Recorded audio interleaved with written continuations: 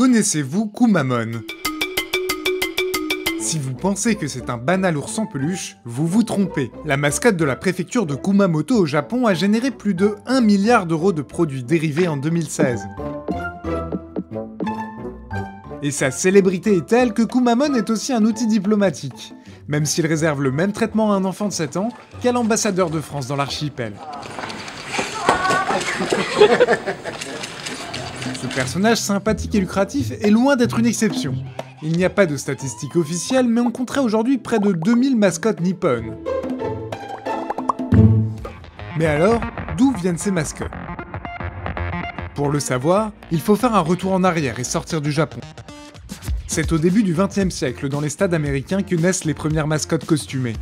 Les équipes utilisent du papier mâché et même de vraies fourrures.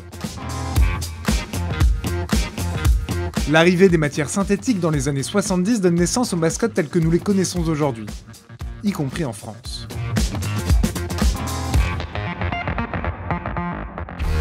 L'histoire aurait pu s'arrêter là, sauf qu'au Japon, au milieu des années 2000, certains lieux touristiques voient en elle le moyen idéal de renouveler leur communication. À cette époque, le pays est en pleine vague kawaii, un style qui exacerbe tout ce qui est mignon et que connaissent bien les générations qui lisent des mangas. C'est la fusion de cette nouvelle mode et de la vieille tradition des mascottes qui donne naissance à celles qui pullulent aujourd'hui dans l'archipel. On les appelle les Yurukara, pour personnages mous. La première à connaître un succès fulgurant, c'est Ikonian, un chat au casque de samouraï créé en 2007 pour représenter le château d'Ikone. Très vite, un nombre incalculable de villes, de monuments ou d'administrations s'engouffrent dans la brèche. Les prisons conçoivent même leur propre mascotte. Pour faire un bon Yurukara, il suffit de 3 ingrédients principaux. D'abord, un message d'amour pour le lieu représenté. La mascotte doit flatter l'appartenance à un groupe ou à une région. Ensuite, le comportement du personnage doit être maladroit et surtout original. Une bonne mascotte doit avoir de la personnalité et l'utiliser pour poser, danser et surtout faire des câlins. Enfin, la mascotte doit être simple, décontractée et aimable. Ce dernier précepte est inspiré du style kawaii. Leur dimension mignonne et naïve en fait des personnages unilatéralement positifs. Mais alors, comment expliquer un tel succès? Pourquoi en l'espace d'une dizaine d'années à peine, des Japonais de toute génération sont-ils à ce point tombés sous le charme de ces mascottes déjantées? Eh bien, il y a au moins 3 raisons. D'abord, le goût prononcé des Japonais pour l'illustration. Parfois même, les dessins prennent pied dans la réalité sous les formes les plus inattendues.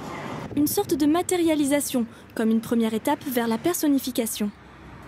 Un phénomène qui imprègne même la politique. En 2016, le Premier ministre Shinzo Abe est par exemple apparu déguisé en Mario lors de la clôture des JO de Rio.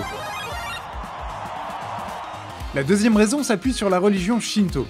Les créatures surnaturelles du folklore japonais prennent souvent la forme d'un objet ou d'un animal. Les figures historiques et culturelles, issues de la tradition polythéiste, ont posé les bases des personnages contemporains. Certaines divinités se retrouvent aujourd'hui en Yurukara. Enfin, la troisième raison, les mascottes sont devenues un divertissement à part entière. Elles remplacent ainsi certaines célébrités sur les couvertures de magazines et font l'objet d'émissions de télévision. Vu de l'étranger, le succès des Yurukara et leurs 17 milliards d'euros générés chaque année en produits dérivés fascine et inspire. Par exemple, Israël a créé la colombe Shalom pour incarner son ambassade japonaise. Les États-Unis ont inventé Tom, un haricot à lunettes pour promouvoir les études outre-Atlantique. C'est ainsi qu'un phénomène à l'origine purement japonais se retrouve à la Fashion Week à New York ou dans les rues de Paris. Mais ce seront surtout les JO de Tokyo en 2020 qui vont donner aux Japonais l'occasion de montrer au monde entier qu'ils sont les rois de la mascotte. La sélection du personnage officiel pour incarner l'événement ne se fera pas à la légère. Le processus a commencé en janvier 2017 et se terminera en août 2018.